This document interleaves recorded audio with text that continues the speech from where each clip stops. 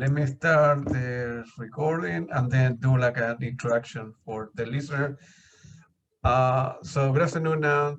My name is Claudia and this is Christian from Santiago, Chile. For the studios in Fairfax City, we're very humble and grateful that Nad accepted our invitation to our show. Nad is a US-born Swedish progressive rock musician and songwriter who is currently the vocalist in Steve Hackett's band and also maintain a solo career and collaboration with several other musicians. Nad, welcome to the show. Thank you. So the way it's going to do it, I will ask 2 or 3 questions, then Christian will ask 2 or 3, and that sort of thing. Very, very informal. Yeah. Okay. This has been a very weird year for everybody, you know, with all that is going on with the virus and so on and so forth. How is this affecting your creativity? You stay more at home now, you cannot tour, that kind of stuff. Well, the lockdown or the pandemic has, you know, of course, I haven't been at home since I started to sing with Steve. I've been March, and normally I'm out about 5 months per year touring, but it enabled me to record a new album, which is finished now, and we've just mastered it, and it's having a slot, you know, at the record label for release. It's not going to be released until April because you have all these artists at Inside Out that's been, of course, been in the same situation as I have. Yeah. They've just been recording new music. So there's a queue of releasing new albums from all the artists at Inside Out and Sony for that matter, and other sub-labels, I'm sure. So my slot is April the 9th, but I will have a couple of singles released before that. So in that way, it's not that bad. I'll have to wait for another 5 months. That's okay. Yeah. Well, you're alive. You're producing music. You're writing. You're healthy. Yeah. That's a good thing. You know. I'm alive and I'm well out here. I live in the countryside. You know, I just live here with. Right now, it's just me and my cat. Yeah. Understood. Were you born like in a musical family, and when did you start writing songs? Were your dad or brother, sister musicians? Well, and my dad used to play the violin, and my grandmother, my father's mother, was a concerto pianist. But I never lived with them, so it's just, you know, I just inherited by you know, my talent just comes through the bloodline.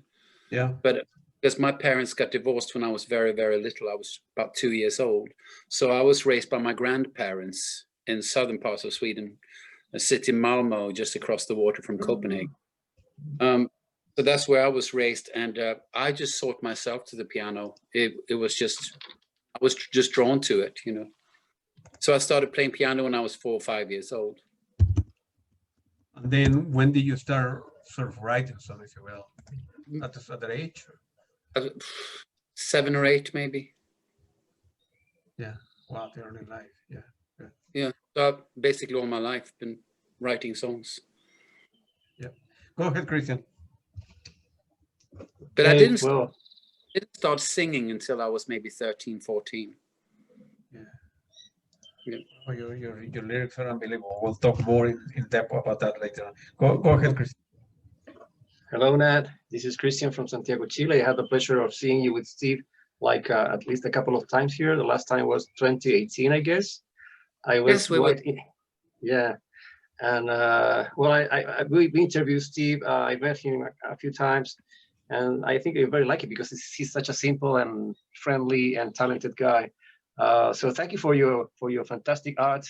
I was watching lots of video of your YouTube channel, the things you tape after the shows, before the shows. And I was going to ask you, what is that? Well, I think you just said that. I was going to ask you, what's that fantastic, ultra quiet and safe looking place with 2 lakes you seem to live in? I think it's the same land of one of my favorite directors, Ingmar Bergman. Is that Malmö in Sweden? I was raised in Malmö, but during the 60s, but I moved here to Stockholm 50 years ago. So I live just about 30 kilometers south of Stockholm city, out in the countryside. Yeah, it looks like a very quiet place, and very quiet and very serene. and a very peaceful place to live. You know, my cat can go in and out the door as much as she likes. It's a very, very nice area. Yeah, I saw you. Yeah.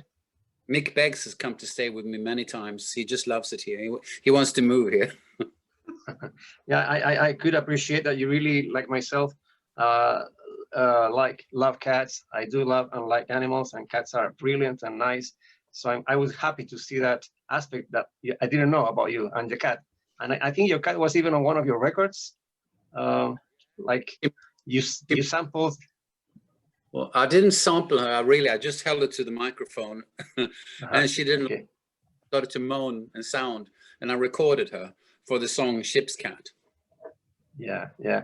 Now, talking about the past a little bit, Nat, I suppose, I don't know, I'm just imagining things. With Unifaun, maybe that was the name inspired by Moonlit Night, or I don't know the meaning of that word. It's a made-up word. Peter Gabriel made that word up. It's just a typical Gabriel, you know, imaginary word. And so, yeah, because at the time when we were recording the album, we called ourselves Sylvan and Bonamici, which could have worked, but the label thought we should have a band name. And I just came up with, what about Unifaun? Because it's short and simple, and Genesis fans can relate to it. Since the project was just a homage, a tribute to Genesis with our own songs, you know. Do you think it comes from unicorn and something else? I think it's a unicorn or uniform. I mean, yeah. it could. I really don't know. I never really got in depth with that question, what it means. Well, I just wanted to say that I really liked, because I must confess, I hadn't heard the band before, Uniform. I thought it was excellent, really.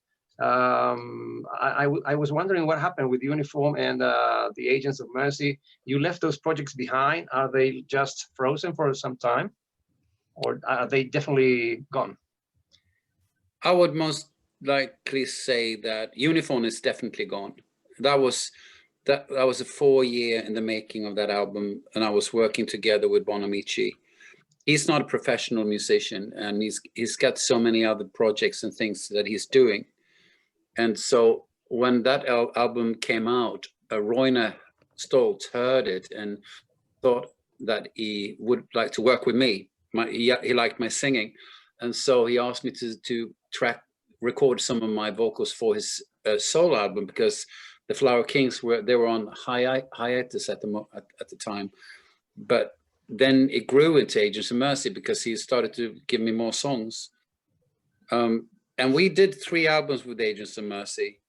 Last one, Black Forest, probably the best one. It's heaviest one. But you see, when we've been touring with that album in 2012, that's when Steve called me. And, you know, there was no point really in working with Agents of Mercy when I was touring with Steve for 4 or 5 months per year. It was just like the next step. But everything that came after Uniform was always somebody who snatched me up. You know what I mean? I didn't particularly look for work or look for anyone else to work with. They found me and asked me if I was interested, and that's what happened.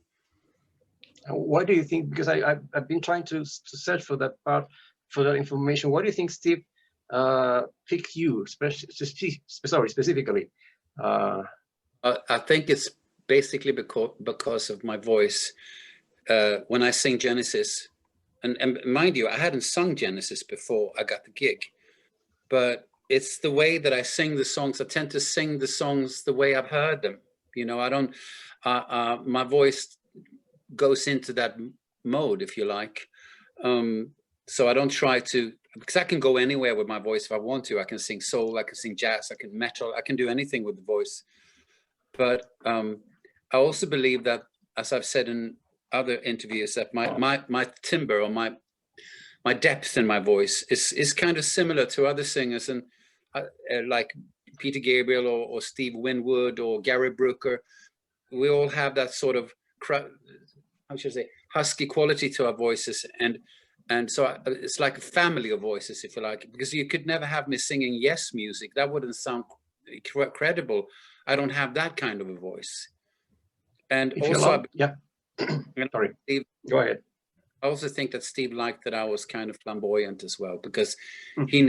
he needs someone that is a bit over the top on stage, because people want to be entertained. Yeah. If you allow me to say so, listening to several of your songs, I could find, maybe I'm wrong, some air from Cat Stevens's glottal sound. Then you will like my new album that's coming out in April. Sure. You would hear a lot more of that side of my voice, because it's very folky. Okay. Yeah. Well, we're looking forward to it, by the way, obviously. And when did you become familiar with Genesis? What else were you listening to back in those days? I imagine that before this Hackett chapter happened in your life, you had been, become familiar with all that music. I was 16 years old when I worked at I had a summer job in a record store in Gothenburg. Mm. At the time, I was listening to Deep Purple and Uriah Heep and stuff like that. And one of my colleagues said, "What are you listening to?" "Oh, I'm listening to Deep Purple at the moment." Well, listen to this. And then he just held up the Lamb Lies Down Broadway album for me. And I've heard of Genesis, but I'd never heard the music, apart from I Know What I Like, that song, but I didn't know it was Genesis. I just realized later on, oh, I know that song.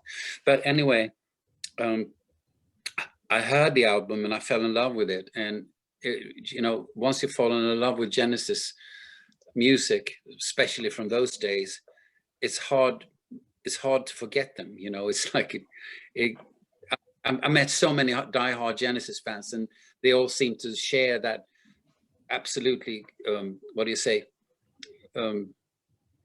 it's a deep down kind of love for the music.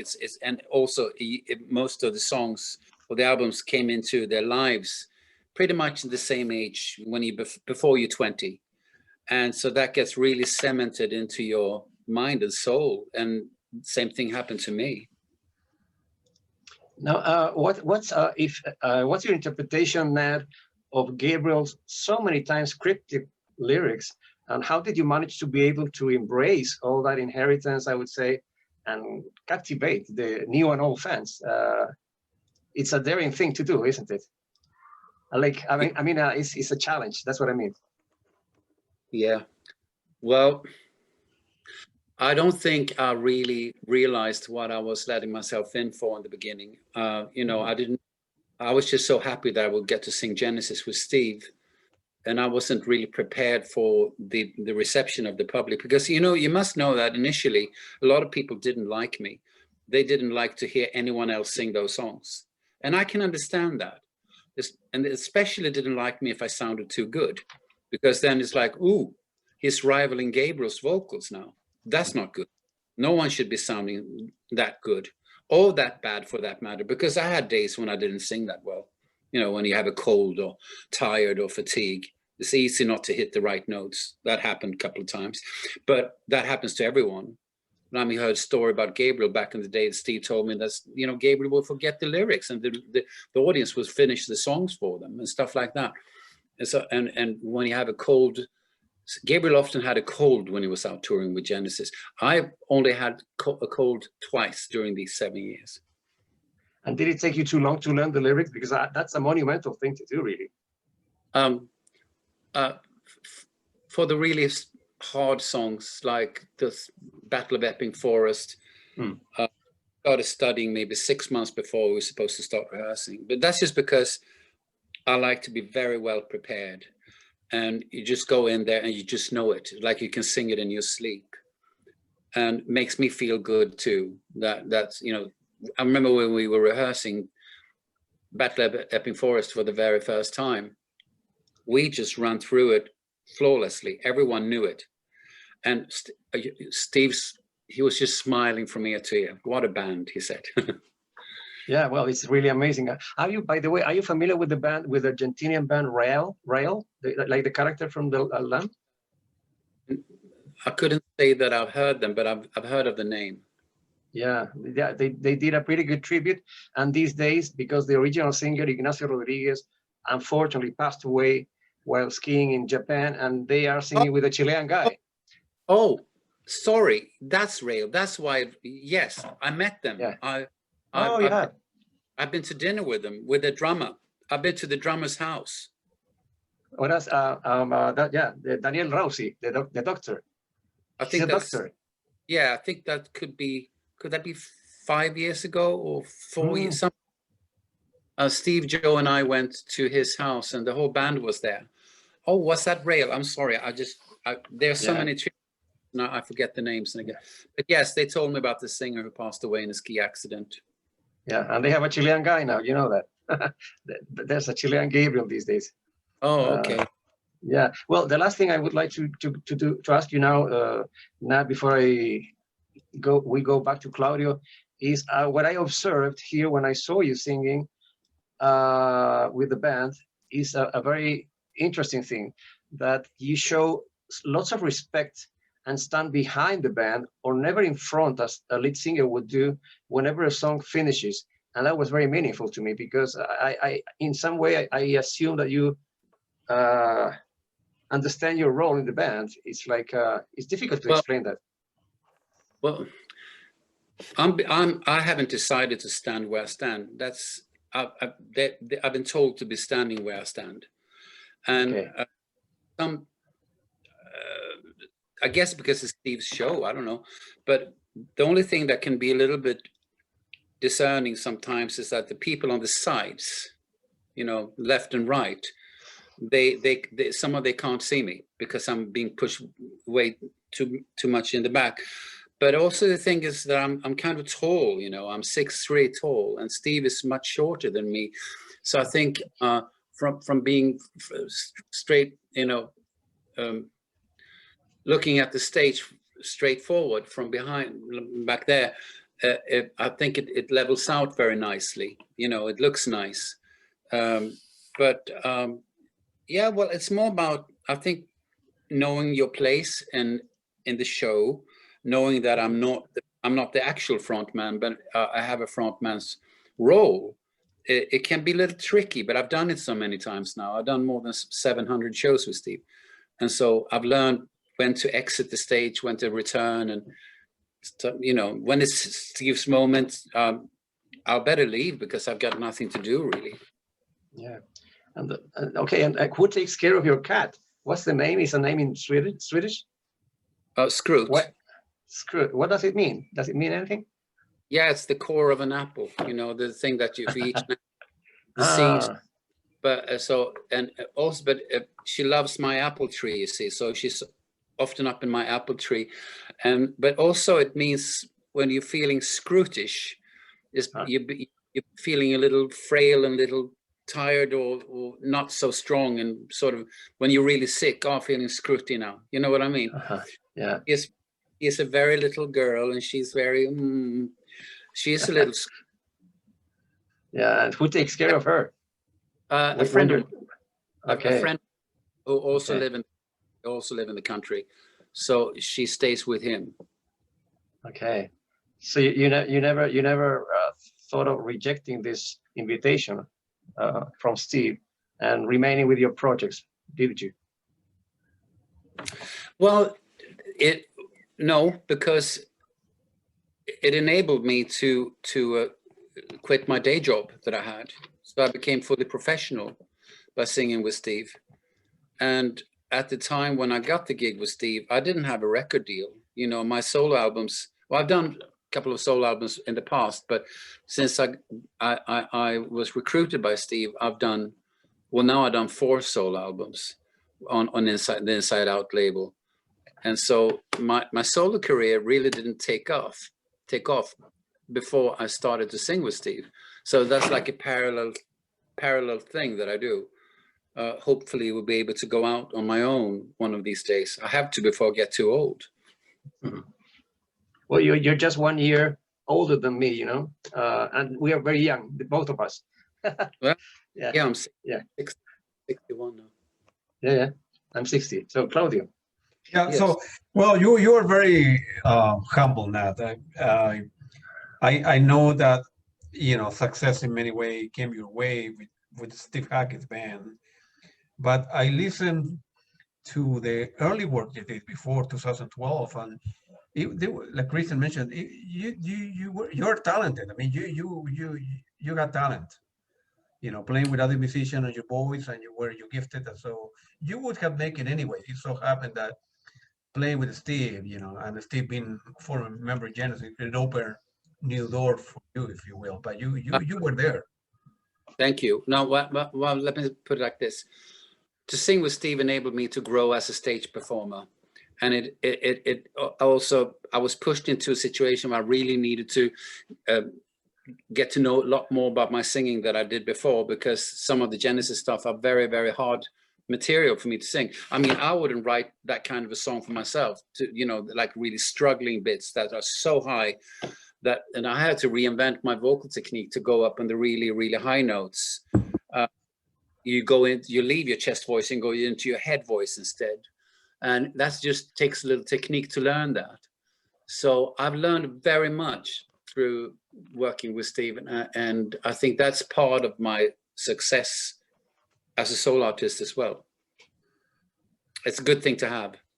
Yeah, so in a way, you know, on a stage with the type of clothes you wear, the makeup and the hair, yes, it becomes like in psychological terms, like a new persona, if you will, or the same persona, but with, you know, playing music, if you will.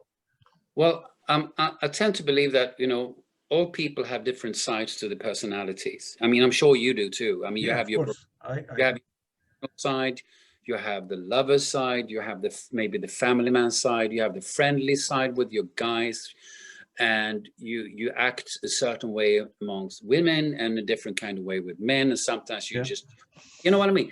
And so same thing for me as an artist. If you're being put in a situation where you stand in front of thousands of people and singing, I have more to offer than just being the homie guy. I just become the artist instead, and I feel more confident with the stage gear, the makeup, and everything. Puts me in a role like a theater piece, if you like, and it becomes more fun, you know. Yeah, that's how. Understood, right? If I take you back now, 2015, with at the time the courting the widow, before the bride said no, and before the latest albums, before the new one that you have, you ever thought that would become like an impressive vampire trilogy, if you will, with the album? You kind of, as you were writing the first one, right? The Court in the Window. You thought that you would do like a follow-up after that, or? It wasn't until Well, it wasn't until I was starting to work on the Bride Said No album that I came up with this title, The Bride Said No. It's actually a song that I never got to finish back in the late 1980s. The title. So I took that title and started to write a new song with the same name. You know what I mean? So I just thought, I think it's intriguing and it's cocky and it's funny. And then I was thinking, well, I had the widow and now I have a bride. And then I started to see the bigger picture that I could probably make a trilogy. That's how that happened, really. And it was kind of nice to work in that format, and also not to do exactly the same album again, but to try to do something new each time I recorded an album, which I also have now with the new one that is going to be released in April. I've left the trilogy behind me now. I'm doing more of a singer-songwriter kind of an album. Gotcha. Perfect. Thank you. Go ahead. Okay, so it's Nat, I was going to ask you something that you just mentioned a few seconds ago, jumping to the Genesis topic. When I had just entered the university here to study teaching of English, which is what I studied, I became very sick. And one of my distractions was attempting to translate Supper's Ready, which was crazy because, you know, it's so strange, the lyrics. So what has been one of the most challenging numbers of the Genesis repertoire for you to, not only in terms of remembering the lyrics, but also in terms of interpretation and, I don't know, the intensity there are sometimes in those songs?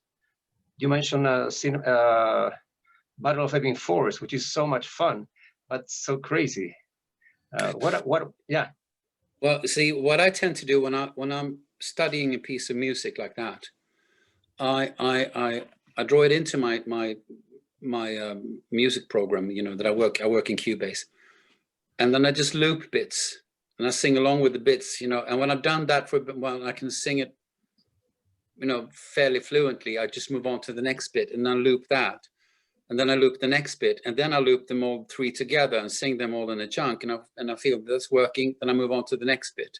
So that's the process for me to learn.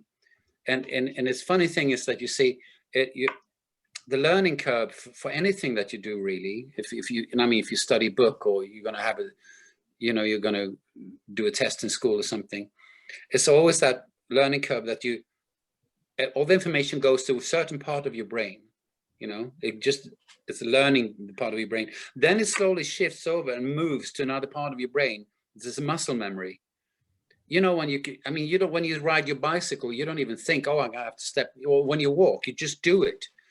Exactly the same thing works for the muscle memory. And it's amazing that it will, overnight, when you go to bed, it will move over to another part of your brain. It's very interesting. And so when people are saying to me, is it hard to remember those lyrics? No, I don't remember them. I don't remember them. My brain remembers it.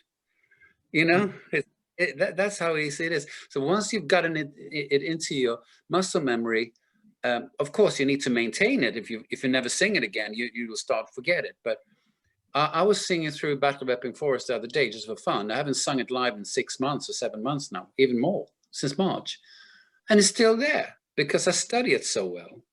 So the only thing that can happen on stage once in a while is that you lose a word. You have no idea where that word went, but that can happen because of a distraction. You know, somebody makes mistakes, or somebody disturbs you, and it also disturbs the muscle memory. What disturbs you in a show? What could, apart from a musician, the wrong note?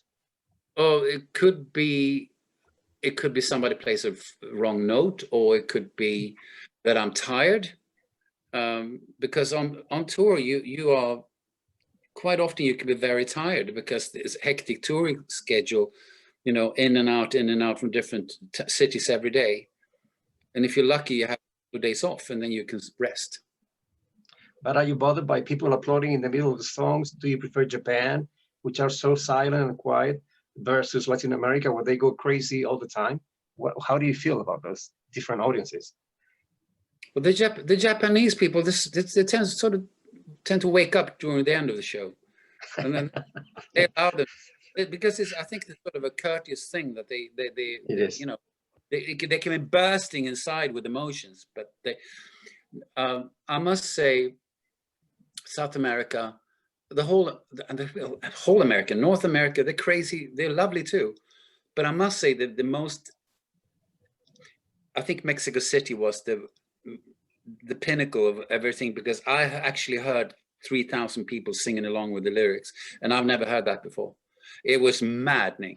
Just go on YouTube and listen to Musical Box from Blackberry Theater, Mexico City, in 2018, I think it was.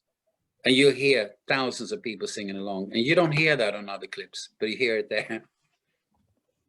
Yeah. Sorry.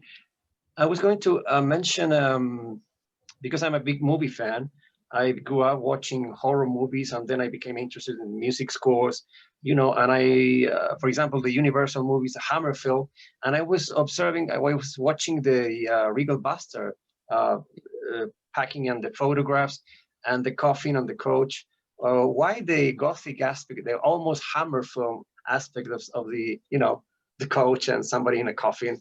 I'm sorry, I don't know. I haven't read the lyrics in detail, but I was going to ask you that because it caught my attention, the Gothic look of the album. Well, it's because it's the vampire. The vampire is 50% a pirate and 50% a vampire. It has a humorous aspect of it as well. Yeah. I'm sort of almost making fun of myself a little bit. Shouldn't be taken seriously. It's just like a gimmick, really. But now I've left the vampire character behind, at least for some time. So I was actually what do you say? I designed that album cover, and I wanted to be in a carriage from the 17th century on a small dirt road in the forest, looking out through a window. And I just happened to know one of these people who got a lot of horses, and just went there to see them, say hello, and all of a sudden I see this carriage with this hearse with a coffin.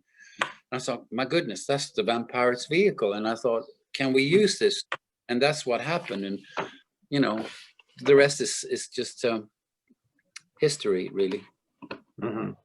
Now, if we talk about music and how people describe it, have you ever been bothered by the progressive tag? Oh, because so many people renegade about progressive rock. Me and Claudio just had a conversation last week with PFM, the Italian band, the Premiata Forneria and Marconi, and I was amazed to see that they didn't like to be called progressive when they are. I didn't say that in that moment, but how do you feel about that? Because some people say, yeah, it's just rock. It's not progressive is regressive. I remember Fish once said that progressive is regressive. How do you feel about that tag? Well, I just think that the term progressive rock makes it easier for a lot of people to, pinpoint down what to expect. The lavish arrangements, the lengthy epics, and all of that. That's very much associated with progressive rock. Now, that was a term that wasn't around back in the day. I mean, in the 70s, people didn't say progressive rock. I think the Swedes said symphonic rock, or some people said art rock. So I don't mind if people say I'm a prog rock artist. At least people know what to expect. But for me, it comes down to, it's more like Nad's music. It's Nad music. Mm-hmm. And the new one has some of the elements that belong in progressive rock. It's just that I've gone more folky this time, and it's more scaled down. But it could easily be compared with the more pastel kind of a early Genesis stuff with all the 12-string guitar. We got a lot of 12-string guitars on the new album, but I'm not trying to beat the Genesis thing. It's just that we chose to use a lot of 12-string guitars because it sounds nice. Now, about the older works, the older records, I'm not sure if you have if there are going to be any reissues. I really fell in love with Unifaun, for example. I was amazed by the cover, and I don't know if there's a Sylvanite. Sylvanite is the pronunciation, right? Sylvanite. Yeah. Are they going to be reissued in some moment? Well, Sylvanite, I have them. I did two albums that I paid for myself. I released myself, The Life of a Housewife, which is a sort of bizarre pop opera, and then Sylvanite that was cut in 2003, if my memory serves me right. Yes, in 2003. So I sell the Sylvanite from my web shop that I printed myself from a manufacturer. But if you talk about having them reissued by a record label, I haven't really given it much thought because they're so old. Maybe it will happen in the future. I don't know. But there's, of course, since I became more known, more people wants to hear my old stuff as well. Yeah. Now maybe you can reconsider it, because vinyl is giving music some forgotten records lots of value these days. So, for example, Unifaun on vinyl record would be amazing. I don't know if it ever came out on vinyl. No, it didn't, because the record label at the time, Progress Records, he didn't make vinyls. You have to, it was released in 2008, and I think the interest for vinyls has increased a lot over the last, 5-6 years maybe.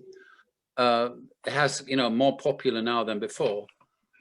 And you find more vinyl stores than CD stores today, especially for used vinyl. It's very, you have these small record shops here and there.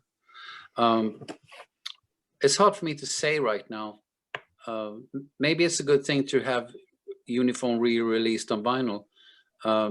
I can have it done. I can just speak to my record label about it. Are you in any way fond of vinyl records? Do you see any difference? Do you care about digital versus analog and the way people approach the music, like taking out the record of the jacket and versus, you know, clicking on a file? Do you see nothing? Do you just hear? How do you see those things? I find it, of course, I find it's much more accessible and easier to click a file. If I can listen to my phone, I can listen where I am. But I do have my turntable still down the stairs in my sitting room, and I got all my vinyls left that I bought in the 70s. And it's a special feeling to put it on. You know, I must admit, it's more like a sacred kind of moment, really. And you make more of an effort of listening to it. Some people favor the vinyl sound. I favor the exact sound, I guess. An exact sound is the way I've heard the music.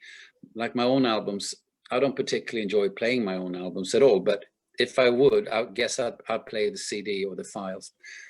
That's because it's easier for me to access it that way. You know, in the studio, you just have, most of the time I'm in my studio anyway. And could you mention of those vinyl records you still have downstairs, 3 of them that you would never give away, like you would never be able to, you know, not go back to over and over again? Yes, I can. There's Elton John's second album. It's the black one with Your Song, Border Song, Take Me to the Pilot, those songs. My mother bought that album when I was 11, and it became like, we heard it all the time. It's a sort of very much a blueprint for me in my early days in the 70s. Landaeta on Broadway definitely is something that I also hold very dear to my heart. Very dear, in fact. And of course, I have so many, but I guess I would also say, yes, Tales from Topographic Oceans is also one of my favorite albums. Those 3. Nothing by Pink Floyd or King Crimson? No? No, they're not that dear to me. Okay, interesting. Not the same way. Pink Floyd, I always liked them, but I was never a big fan of Pink Floyd. I like them, you know, I love some of the stuff, but I'm not a big fan. Okay. And what about, I was going to mention, going back to Regal Bastard, you Yes. really had amazing guest musicians. How did you do that? Because I was really impressed to see the sticker on the album. Is like a big number of stars there. Well, it's because of all the touring I've done with Steve, I've got to meet all these people quite a few times. Nick DiVigilio, for instance, I mean, he played with us in Legions of Mercy 11 years ago in the States when we were touring, so I got to know him then. Jonas Rangel, of course, you know, he's in plays with Steve and Legions of Mercy, so that goes without saying. Tony Levin, I met him many, many times, always very sweet and supportive of me. And when I asked him if he was keen to play on 3 of my albums now. He plays more on this new one than he did on the previous ones. He loves playing on my albums. Every time I ask him, say, yes, go ahead, send me the songs. And so he's just very keen. And Steve, of course, goes without saying. He plays guitar on my new one on 1 track, plays 12 string, and I recorded my voice for his new rock album on 1 track as well. So we just trade favors, really.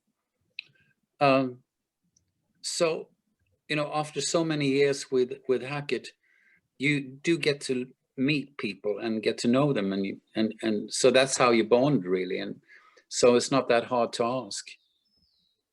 You can always be turned down. Guthrie Govan is also a very good example of a contact from different sources. I mean, Nick Beggs knew him very well, so Guthrie knew me because of Nick and Steve. It's amazing how many people know who you are, but you don't know who they are. Did you ever become familiar with songs like Too Shy by Kajagoogoo? before you met Nick? Of course. Didn't we You all? did. Yeah, we did. Sure.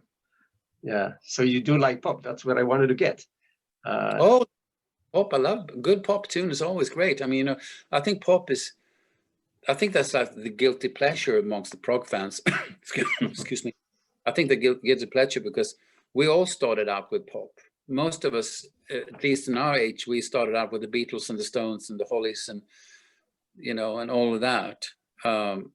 You started with pop and then you grew into maybe hard rock or progressive rock, whatever, as you grew older. So I think, you know, pop music is sort of the roots to it all, and rhythm and blues and stuff. And if you pick one pop song of your, you know, adolescent years, your teenage years or whatever, for a cover, would you make a cover of any pop songs you really love, or a couple of them? Elton John, for example.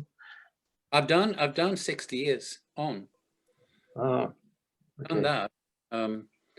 Yeah, I've done.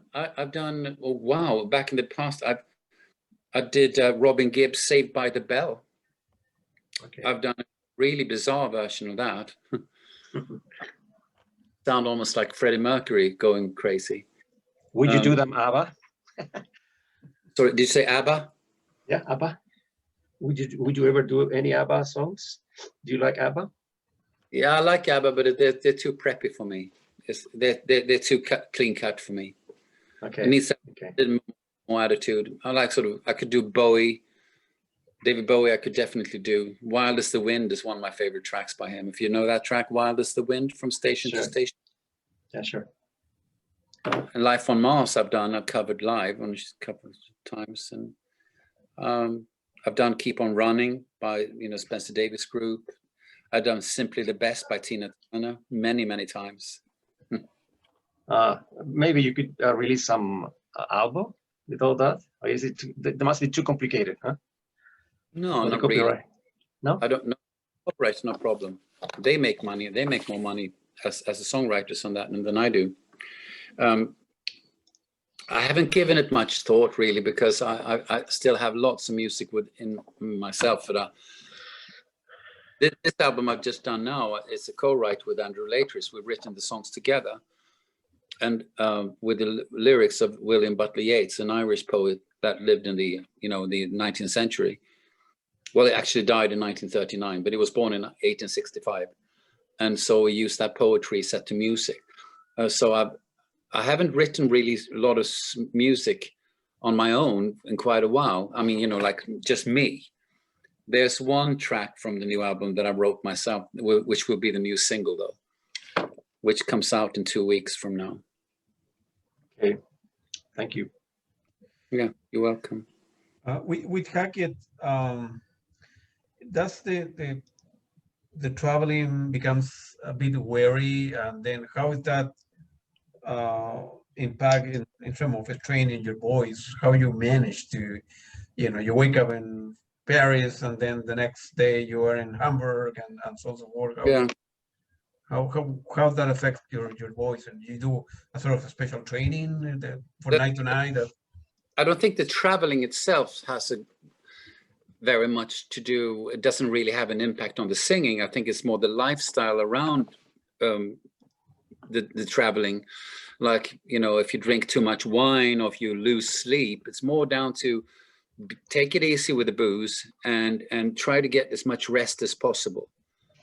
That's really crucial to be able to sustain a good quality to your singing whilst being on the road, is to keep as healthy as possible. Take walks, you know, work out, do stuff that's good for the body. Because in the long run, you know, you can't sustain a good quality to your performance if you don't take care of yourself, especially being in this age now, in my 60s. You know, you're more frail as you get older. Imagine that you go to, in my example, you play in Paris, and then the show ended up at 11, you go to a hotel, hard to fall asleep, and then 7 o'clock in the morning, you need to wake up because you're taking the bus or you're catching a flight to another city, and Yeah. And so forth. So having do back to back is good, but having 3 nights in a row, I suppose, for a musician is very difficult, right? We've done 5-6 shows back to back. Well, we've been okay. We have a sixer coming up. They say, okay, which means 6 days show every night. Yeah. But it's amazing. You get into the loop, you get used to it, and you do have a lot of fun while you're on the road. We have a lot of fun, and we get to see a lot of lovely places, and it makes up for it. The only thing that I find can be wearing is that you long for home after a while. You've been away for 3-4 months. It's like, oh, do I have a home still when I can return back? Is my house still standing? But like I said before, I mean, this year I've been home since March, and this is the longest I've been home since 2012. Yeah. It's been nice. I could be able to relax a little bit too. Yeah. It's a complicated question for me to ask. Is there the possibility of performing the trilogy live in concert? Obviously not the 3 albums, because that would be a 3-hour concert, but picking and choosing some of the song. And I know that it would be very, very expensive to do, right? You need to pay musicians, but like, have you thought about the possibility of performing that trilogy live, if you will? Well, of course, you think about these things, because you get questions from fans. Yeah. If I'm going to go on the road, and my excuse for not doing it is always, oh, I'm so busy with Hackett, which I have been very busy with Hackett. Yeah. I think maybe that it is probably inevitable that I will at some point start touring my own stuff. But you're looking at Steve, who's now 70. I don't know how many more years he can sustain this level of touring. You know what I mean? Yeah. Which, if I decide to take it a bit more easy, I could have a slow transition starting to tour my own stuff. And if I'm being very successful with it, then that might be, my priority to do my own stuff. But I've made a promise to Steve that I'll be with him as long as he wants me, and I'll never go back on my word. That's pretty good. Hopefully you will have the opportunity to do both, right? As Steve begins slowing down, you can pick it up. Well, let's say that Steve decides just to tour from March until June, 1 year, and that's going to be it. Well, that gives me a lot of free time to go out on my own. Yeah. But if it starts touring like from February till June, and then you have the summer off, and then it's September to December, there's not much, doesn't leave much space for me to tour, and I need to be able to rest as well. Yeah. And of course, this is the kind of intimidating feelings that it all comes down to me. My responsibility. I have to, pay the musicians. It's all my, I don't want to go bankrupt. Do you understand? It's like a little. So you have to start in a smaller scale, maybe being a supporting act, or do festivals or something like that, and see what sort of interest it is. Now, on the downside of that is that you don't really get to become very, very experienced with touring your own stuff, because it might just be a couple of shows. Because I can clearly see how a tour with Hackett goes from one level to the next, and to the next, and to the next, because we keep getting better at it, more in tune with each other. And that comes from experience, and you can't fake experience. It just has to be there because of all the experience. So that's a little intimidating, but I just know there will always be time for everything. I will feel when the time is right to go out. At least I can put out my records, and I'm happy for that. Yeah. Well, I hope, as I mentioned before, I hope you will have the opportunity to do it. I noticed that you have, in some cases, written, arranged, mix, produce your own album. How you manage to, all the different skill set, if you will. No, you. I started out with home recordings back in 1983, 84, by using a sort of, like a 4-track cassette recorder called Porter Studio. So I've learned the long way, if you like. Arrangements are always I just heard what each musician should play since way back. Was always a very keen arranger, and I still am. And mixing and all of that, I just have a vision and I follow my vision. That's all I can say about it. Okay, all the technical stuff in the studio took a while to learn, but then you just keep on growing. When you get new stuff and you learn that, and you add that to your early experiences and skills. But I can understand that people, wonder, how do I do all of that? But it's like maintaining a house. You have to do the dishes, you have to vacuum clean, you have to, you know what I mean? It's like, it has a lot of aspects of having your own house too. Yeah. Go ahead, Christian. Thank you. Ned, sorry, I was going to ask you precisely because we were talking about this 1 minute ago. Could there be a specific condition, obviously apart from good health, that would prevent you from going on touring? Or when do you think it's the right time to say, okay, I've done enough, I'm glad enough, I'm happy enough, I have all my records out, or the ones that I would have done are there already? Is there a time to stop touring? Or I don't know, because you've mentioned time and age a couple of times. So I think that you're a little bit concerned about being 61 and all that. Everybody is. Well, it just, once in a while I realize I'm not that young anymore, because normally I just see myself as Nad, as I always have. I do what I do. But then you start to look at people, and you see some actors, so you see other musicians. Oh God, they've aged. Oh, they aged very much over the past 10 years. And I was thinking, 10 years I'll be 71, and most artists that I know, they have retired by then, which only gives me maybe, well, let's say another 10 years on the stage. And I think that's too soon to go, because I think I'm one of those guys who will never quit.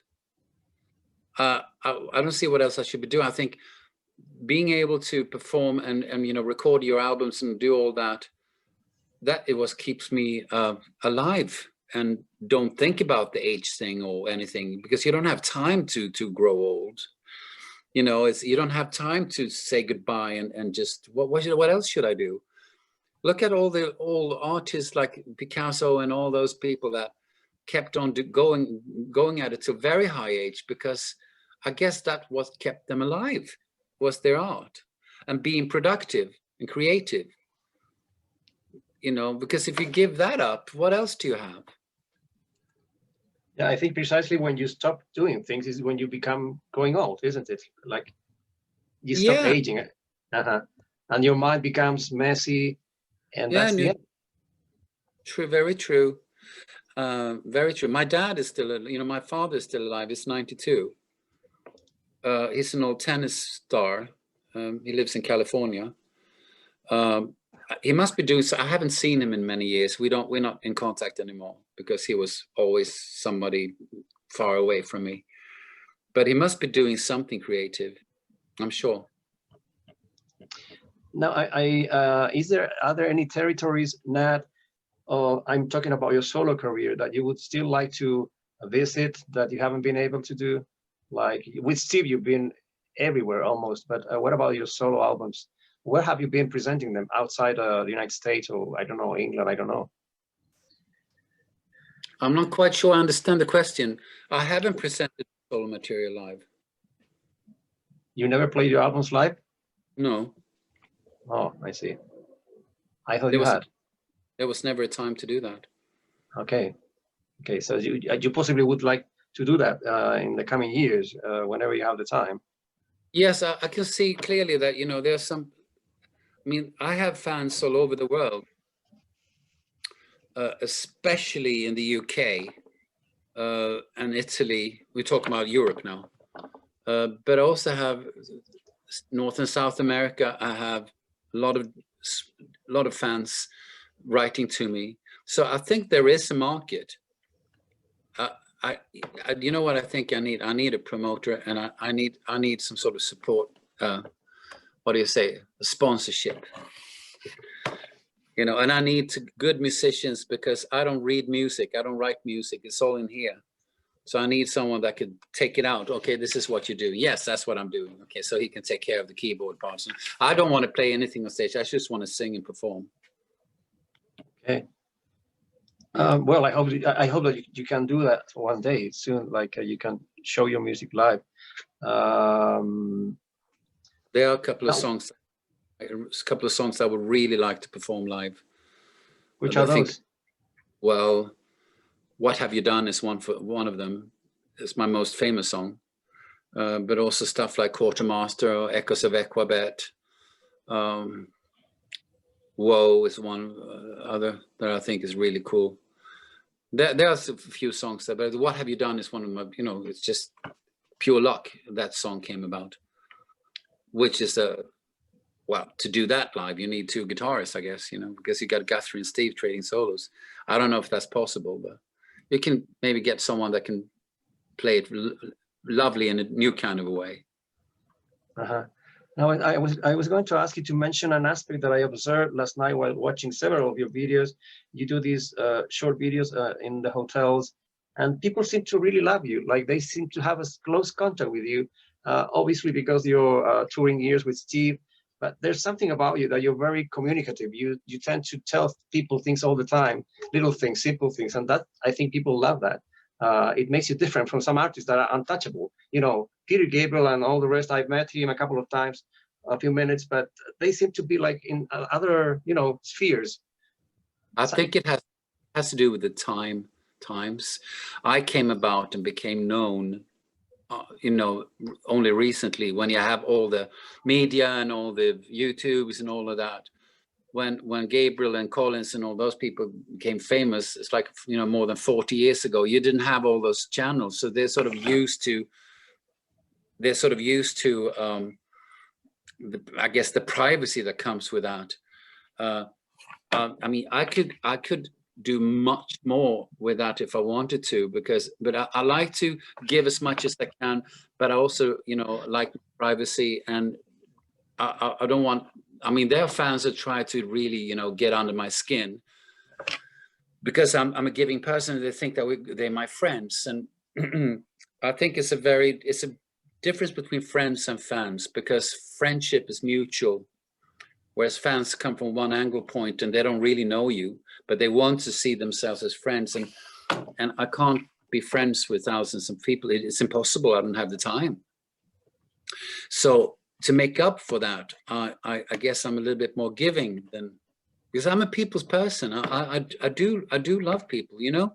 That's why I love touring and standing on stage. It's just very hard to be personal with so many people. You can't do that. And so that's why I'm a giving person. And yes, I do feel the love. There's a lot of love from the audience, and bless them. You know, they could have loved someone else instead of me. But you do also like to sing those strolls in the woods. You do seem to like those moments alone. Obviously, after touring, I guess it must be very rewarding to have some peace around you and the quiet. Let me tell you, I walk in the woods almost every day. If it's really, really bad weather, of course I don't. But almost every day, I took a long stroll today to the stables, and it's, you know, soft moss everywhere. It's hilly, and the trees are really, really old. And I've lived out here for 13 years, and it's like almost like therapy for me to be out in the forest, in the wilderness. I don't like being in the city at all. I never go in there. I used to live in the city for 30 years, but I just gave up on. I just thought all this anonymity, all the people, you cram in as many people as possible in a small space, and nobody seems to care for one another. What's the point? What do you need all these people for if you don't like people? It's stupid, right? So out here, if you meet someone that you don't even know, you say hello to them. So, you know, hi. You wouldn't do that in the city. Mm-hmm. I was watching the video. Sorry. Go ahead. No, go ahead. No, I was watching the video where you show where your mom used to live in the center, a very nice building, by the way. Yes, it looks like new. They painted it. Maybe I was amazed to see that very intimate part of your person being shared. That house was built in 1901, and Yeah, she lived in that apartment from 1976 until she passed away, 2009. She actually passed away in a bedroom, and I was there. But you know, Stockholm is it's a beautiful city.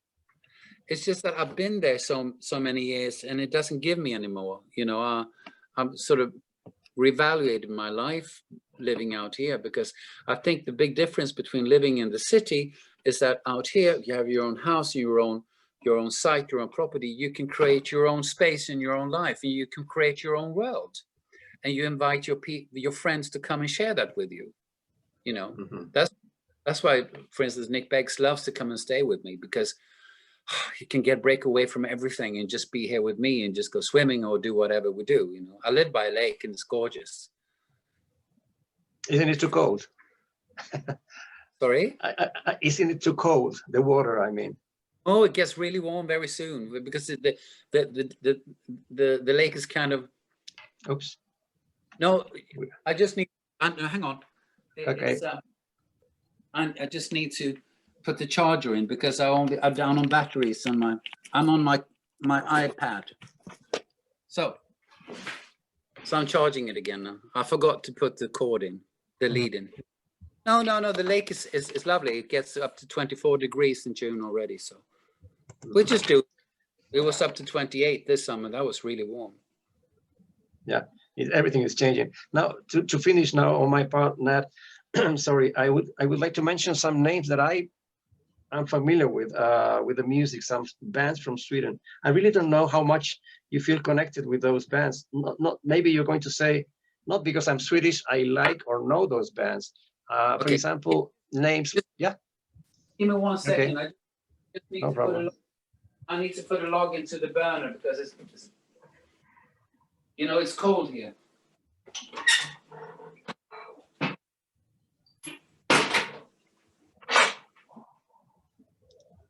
I have the burner on, you know, like the fireplace. Gotcha. Okay, I'm back. Right. I was going to mention some bands from your homeland that we here in Chile, the collectors and a group of people know.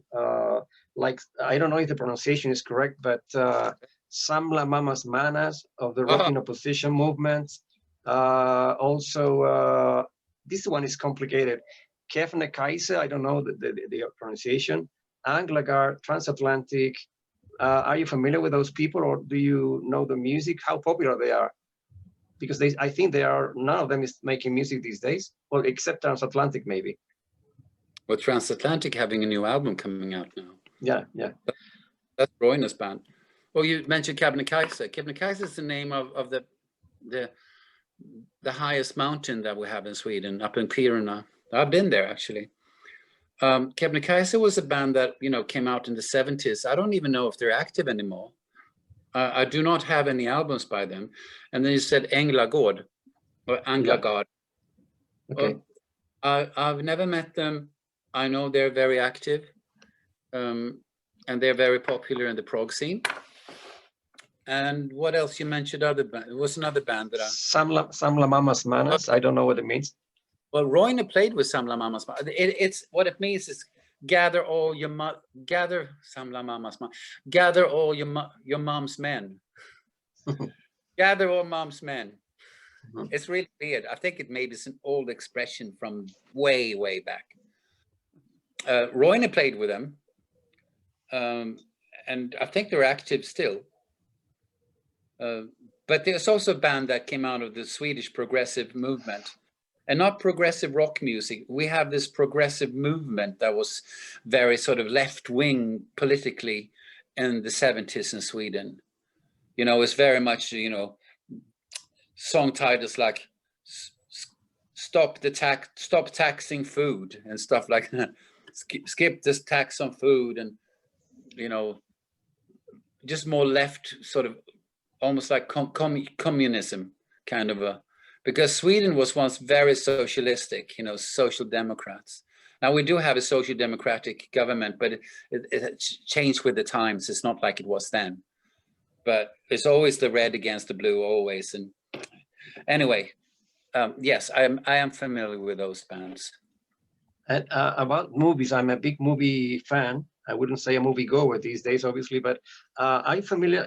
There's a very nice, beautiful movie by a director, Bo Widerberg, and the movie is, All Things Fair, about I think the actress, the woman who's very beautiful, is from Malmö, from your city. Are you familiar with the movie All Things Fair, about the boy who falls in love with the teacher, by Bo Widerberg? Well, you just dropped the English name for the film. I'm sure it has a Swedish title. Sure. So if I saw the Swedish title, maybe I would, you know, Okay. Yes, but it doesn't ring a bell at the moment. No, it doesn't. Okay. And what about Bergman? I was just going to say, you familiar with Berg? Absolutely, I'm a big fan of him. Yeah, well, many people are. Yeah. My favorite is Fanny and Alexander. Oh yeah, yes. I think it was one of his last movies, but also Fundin Seglet, the Seventh Seal. Is that what it's called? Yeah, yes. Where the death plays chess. With yes. It's amazing. Phenomenal. Yeah. Bergman's very, you know, and half of the Swedes don't even understand him. You know, he's not. We have a saying in this country. I don't know if you say the same thing where you are, but no one is a prophet in his own country. Yeah. It's the same saying. You have the same thing. So Bergman was more popular abroad. How can it be? I don't understand. Wild Strawberries, for example, is a big classic. We have art houses here. Art houses in Chile have been showing their movies forever. And I think that Fanny and Alexander, who is obviously one of his most, maybe it's not a good term, commercial movies, it's also very popular. But also the old ones, the ones in black and white, you know? Yes, but Fanny Alexander is so wonderful because it you know, it's about this big Christmas gathering. It was back in the day when everyone came and all the food and everything was just fabulous. My family used to have something very similar up until my mother passed away and stuff. You know, when my mother died, she was sort of the anchor of the family, and when she died, the family sort of dispersed. Everyone went their own way. So we don't have those Christmases anymore. But I've had, when I was living with my grandparents in the 60s, we had huge Christmases, very much like Fanny Alexander. It was great. They didn't have their own house, but they had a very huge flat apartment, you know, like a whole floor of a house. So it was very big, very lavish. And I'm very pleased that I was raised by my grandparents, because they, you know, they were born in 1906, 1907. So they had these sort of old standards, old values that somehow got into my system. I'm sort of a conservative kind of person when it comes to certain things like the language or morals. That comes from them. And I'm happy to say that, because I think they were very sane people, very human people, very, you know, just knowing what's right or not wrong, just knowing it by instinct. That's a gift. And did you ever believe in Santa Claus? Do you still believe in Santa Claus? What would you ask Santa Claus to bring you this year or next year? I don't know. Health, good health. I can't really remember if I ever believed in him. I don't believe I ever did, because I think I realized it was my grandfather behind that beard at one point, and I was young, so I sort of knew, oh, it's just a play. Okay, well, thank you very, very much for your time, for trusting for the time to answer my questions. And I hope that you come back to Chile someday when this is over. You know, take care.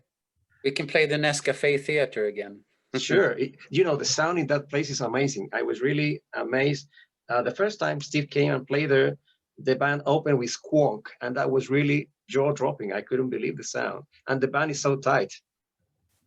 Yeah, I remember the gigs. I remember very well the theater and all the hashish, the smoke that came. People. Oh, they did. Yeah, they smoke a lot of dope. I always felt like stone on stage at one point because of all this smoke. But you know, people get into the music a lot more in that way. Yeah, and you do a lot about that. So thank you for your contribution and for the, you know, Steve has been doing an amazing job, which I'm sorry the other members of the band haven't been doing, like taking the music of the band all over the world. And Steve has been doing this fantastic job, and he's been doing it very well. And you are part of that, so thanks for that. Well, thank you. Maybe that's a good thing that the other guys in Genesis never bothered to employ the old music, which made it all the more maybe interesting that at least one did, which would be Steve, was actually left the band. But he left the band, but he never left the music. Right. And that's important to remember. Even though he left the band, he always loved the music. It was just the working circumstances that was not so good for him. But I think he loves to reminisce and go back and play the songs he played in his youth with a band that can put it off really well. And the music has never left him, has it? And I hope it will never leave you. Well, yeah. I'm glad to sing the Genesis stuff. I just would like to sing my own stuff too. Yeah. Well, good luck in everything that comes. Have a great time. Hope you're very happy with your cat. Take good care of her. I don't even know where she is at the moment. I think she's out. Well, thank you, Mr. Yeah. A couple more questions, and then I think we appreciate your time. What do you do for fun? Nothing music related. If music didn't exist in your life, what you look to do now that you're at home, for 9 months or something? What fun activities? I'm a keen equestrian. I ride horse. I've ridden since I was 11, and so I ride an Icelandic horse. There's a stable just like 15-minute walk from here. So out here I've been ridden for 10 years since I moved here. That's what other than that, I kind of like to kick back because I spend so many hours in my studio that sometimes my legs go numb. So long walks, picking mushrooms, in the summer gardening a lot, maintaining my boat. What else do I do? I like long drives, looking, seeing beautiful places. A lot of outdoor, a lot of gardening. I have a big garden, and it costs me a fortune every year, but I love doing it. Make up your place. You only yourself can do. Have the limitations. You set the boundaries of how much you can do, but it just makes me happy to be at home and enjoying it. So music takes the better part out. To be honest, music takes so much time for me, which it should, and I love it. But there's sometimes not so much more energy left in me after I've done an album or been on the road. It's everything I've got. It's my music, really.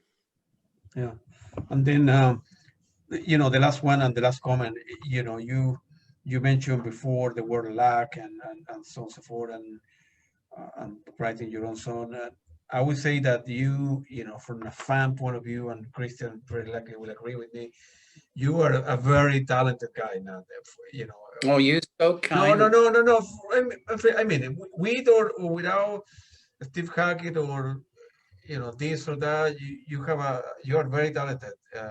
Now you are a very humble guy too as well, and hopefully you will have, with the grace of God, if God exists, I don't know, and the health, you will have the opportunity to do the trilogy or do your early stuff or whatever, with your own band, your own group, and touring and do well in life, man. I mean, you will be very, very bad. Will be, and unfortunately, if you don't have the opportunity to present that stuff, because you have, like you mentioned Italy, you mentioned the UK, you have friends all over the world, right?